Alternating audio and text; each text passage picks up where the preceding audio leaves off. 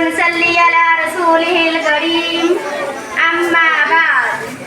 عقل بھی خدا دیتا ہے، رتبہ بھی خدا دیتا ہے، عقل بھی خدا دیتا ہے، رتبہ بھی خدا دیتا ہے۔ استاد وہ سمندر ہے جو دونوں کو بڑھا دیتا ہے۔ محترم اساتذہ اکرام اور میرے عزیز ساتھیوں، السلام علیکم ورحمۃ اللہ وبرکاتہ۔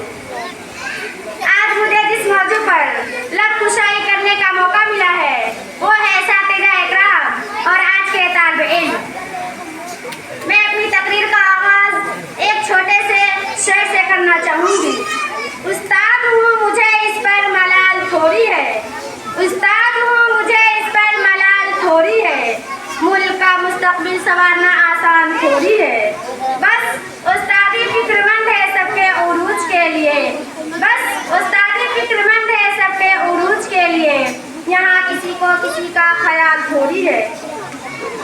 انسان دنیا میں کبھی بھی تنہا وقت نہیں گزارتا، وہ کئی رشتوں اور ناتوں کے ساتھ جڑا رہتا ہے۔ ان میں سے کچھ رشتے اور تعلق تو خود ہی ہو جاتے ہیں، بلکہ کچھ ایسے تعلق بھی ہے جو اخلاقی، روحانی اور قدرتی طور پر بنتے ہیں۔ ان میں سے ایک رشتہ استاد کا بھی ہے۔ استاد کو معاشرے میں والدین کا درجہ بھی حاصل ہے۔ اسلام میں استاد کا درجہ ماں باپ کے درجہ کے برابر ہے، کیونکہ دنیا میں والدین کے بعد اس کے استاد اس کی تربیت کر سکتے ہیں، اور وہ وہی استاد ہیں جو ہمیں اس دنیا میں رہنا اور جینا سکھاتے ہیں اور کتابوں کا علم سمجھنے میں مدد کرتے ہیں۔